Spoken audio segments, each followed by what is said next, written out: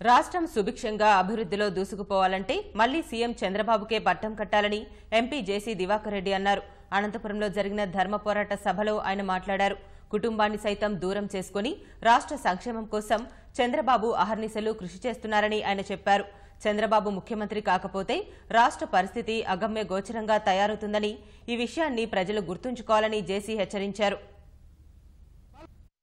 మీరు చేసేటువంటి మహత్తరమైన కార్యక్రమాలన్నింటిపైకి నీళ్ల కార్యక్రమం, ఇరిగేషన్, మీ మేధస్సుకు, మీ ముందు చూపుకు జోహార్లు తెలుపుతూ ఆ ముందు కార్యక్రమాలు జరగాలంటే మనం ఒక కార్యక్రమం చేయాలి. మా వాడికి ఎంత బుద్ధి ఉందో మీకు తెలుసు. మా వాడి జగన్కు వాడికి బుద్ధి లేదు, పాడు లేదు, ఏది లేదు. మొన్ననే మా వాడు హిందూపురంలో మా ఫ్రెండ్ నవీన్ ఇచ్చారు. వాడు గొడవ ఏడుస్తున్నాడు. 10 కోట్ల రూపాయలు అడిగాడు నన్ను టికెట్ కోసం. మళ్ళా ఇప్పుడు మారుస్తున్నాడని.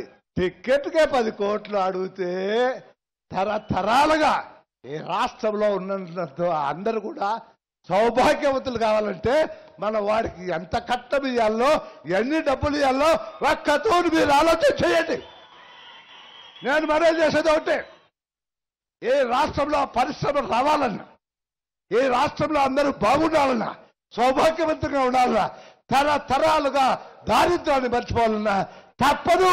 మీకు ఇష్టమైన కష్టమైన నష్టమైన చంద్రబాబు నాయుడు గారు పెట్టినటువంటి క్యాండిడేట్లకు ఓట్లేసి ఆయన వాటిని గెలిపించి తద్వారా ఆయన ముఖ్యమంత్రిని చేస్తే నిశ్చింతగా నిద్రపోవచ్చు. ఆయన లేకపోతే రాయ్ పోతారు బెంగళూరుకో లండన్ ఏదో ఊరిపోయి కూలీ రాళ్ళు చేసుకొని సావాల్సి వస్తుంది.